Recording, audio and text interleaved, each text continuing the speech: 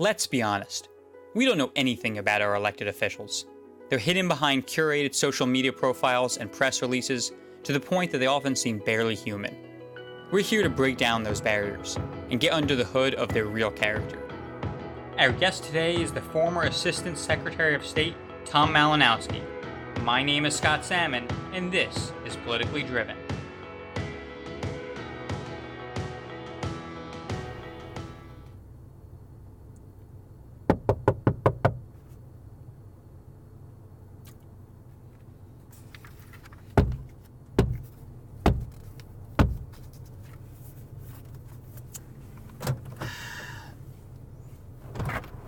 Come on.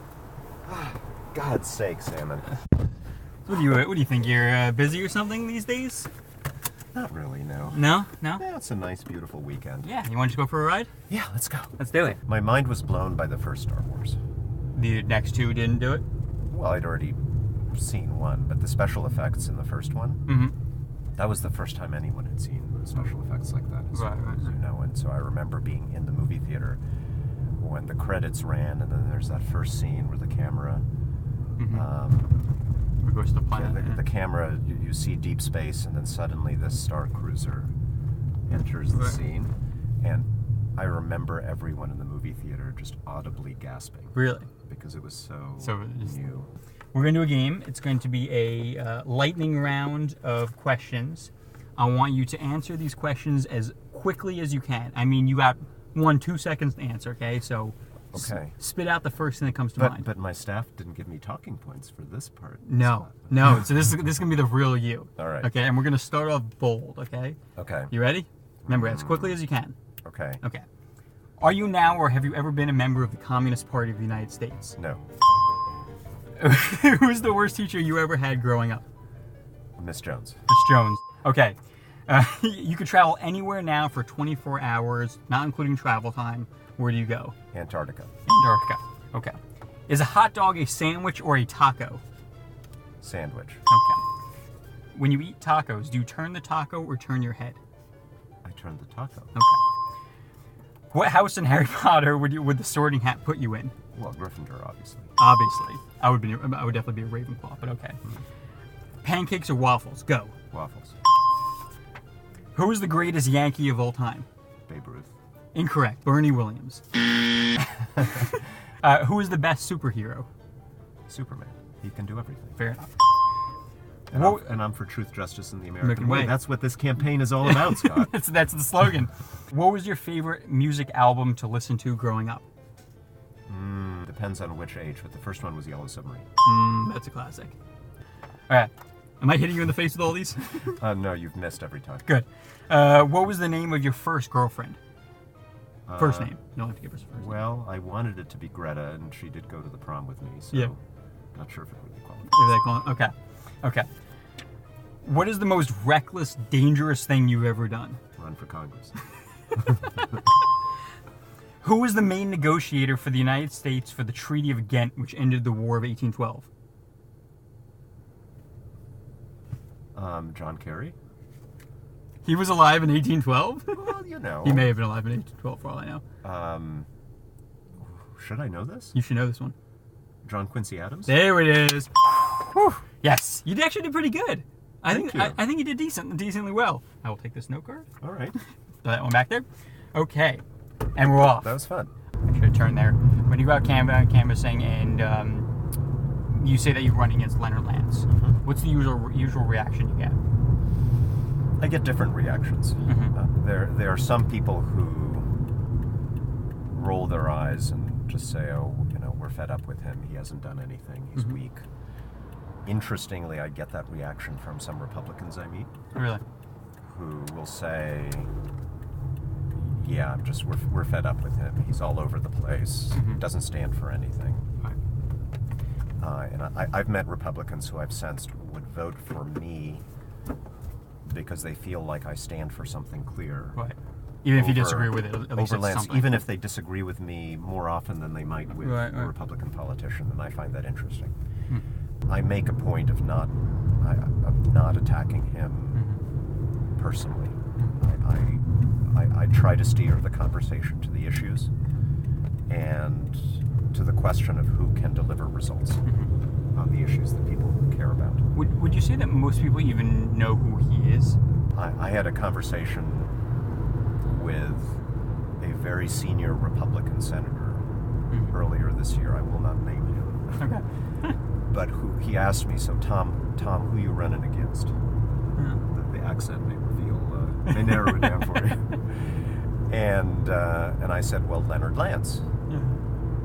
To which the senator replied, I wouldn't know him from a hole in the ground. Good luck.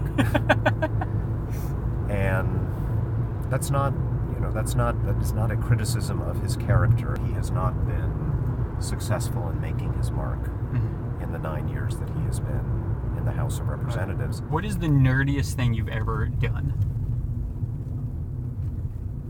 Have you seen my suit jacket? No. Really? Well, I've seen you wear suits before. You haven't seen my suit jacket monogrammed with the serial number of the Starship Enterprise? Where is it monogrammed on this jacket? That's on the side. Well, I'll tell you, the worst way to convince John Kerry to do something, and this makes him absolutely unique among powerful people I've worked for, was to say, boss, if you don't do what I want you to do, they're going to kill us politically. Okay. You're going to get criticized. Or vice versa. If you do what I'm trying to persuade you not to do, the New York Times is going to kill you.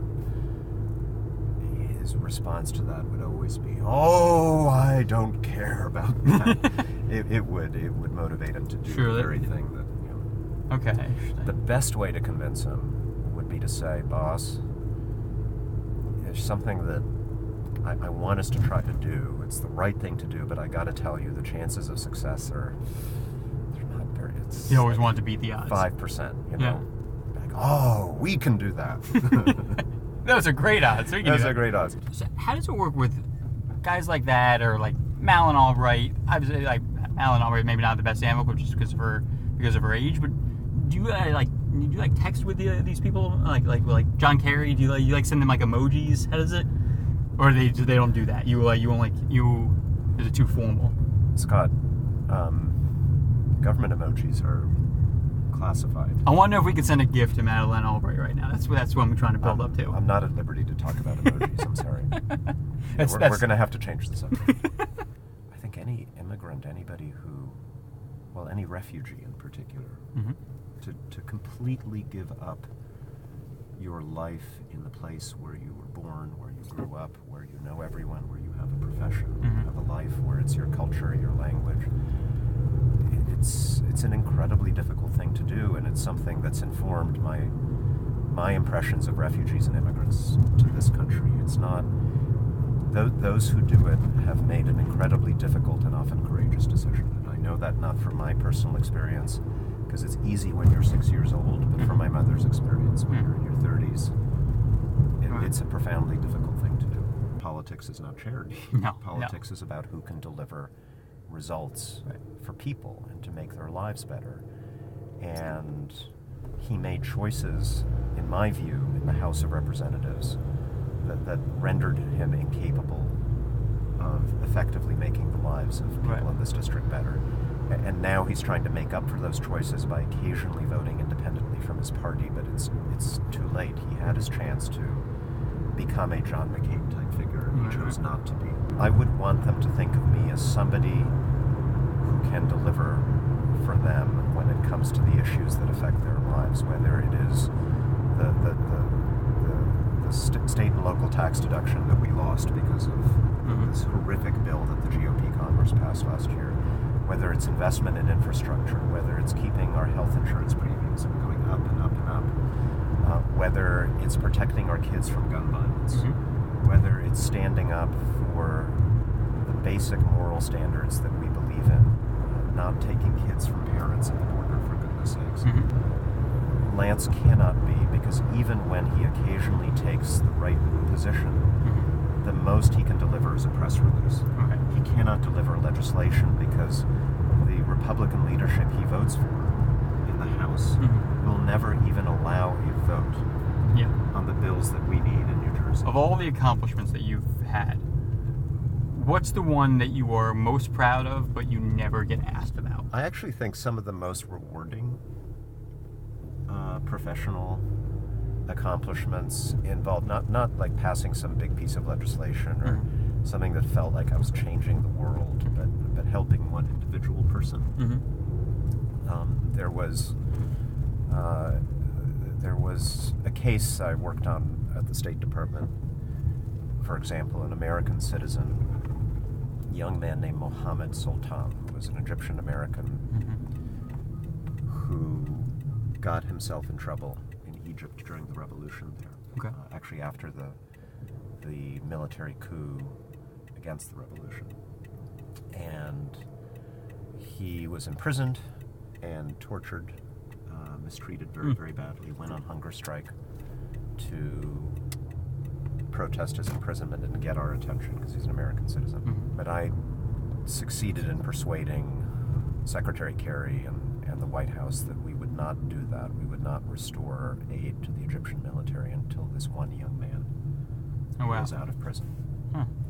And it took us months to do it, even though it was one person. We went to war with them, metaphorically, over this one person. And I just felt this wasn't even a human rights case. This was, you do not do this to an American citizen. How good was your English when you came over here? Not a word. You really didn't speak anything? Not a word, no. But at age 6, our brains are wired. Yeah, I'm sure you learned it pretty quickly. My mom still spoke Polish to me at home. Okay. But I had started answering her in English. Oh, interesting.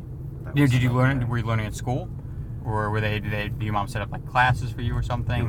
It was just total immersion at school. Okay. And the family story is also that I learned English by watching Popeye cartoons. So when I still love spinach, so that may be. Well, that was my question. When I was a kid, I used to watch Bugs Bunny, and every Saturday morning I would go near the fridge and grab a carrot and go watch Bugs Bunny. Would you grab like a thing of spinach and go watch Popeye? A thing of spinach? I don't know. I can. Whatever. Listen, fella. No, that wasn't okay. That wasn't a thing. That was not a thing. In Little League, I played third base. Okay. Were you assigned there? Did you want to play third base? I wanted to, yeah. Greg Nettles was my favorite player. Okay. The Yankees third baseman back in the 70s. We won the Little League World Series in Princeton. The YMCA League. 1 year. And it was so glorious. We were like the Bad News Bears team. we were the little kids. We weren't the popular kids. Yeah. And we made it to the World Series against the Cardinals. We were the A's. They were literally the popular jocks. Really? In the school. You were not a popular jock. I, for one, am shocked. And it was a classic movie scene at the beginning of the World Series. They all trash talked us and said, "You're going down. You're going to lose." Yeah. And they won the first game 1-0 with a run scored in the last half of the last inning. Okay. And we won the second game 1-0 with a run scored in the last half of the last inning to nothing. Okay. And then the final game, I crack a double to the wall in the first inning and score on a single. And so we're up 1-0 in the last inning. And the evildoers score 2 runs in the top of the last inning. Oh, man. 2 outs, nobody on. Little Tom Malinowski up to the plate. I scratch a single. Go to second base on an error. The next batter, our best hitter, is intentionally walked. Okay. And then one of our weakest hitters gets up and smashes a surprising double into the gap. I score. I'm incredibly happy. I've scored the tying run. Have you ever run that fast in your life? Oh my God, no. And then I turn around and I see the guy behind me rushing to the plate. There's a close play at the plate. Yeah. He's safe. We win the World Series. My dad takes us all to Dairy Queen. That's Best amazing. thing that's happened to me in my life. That is, I think, the most American story that's ever been told.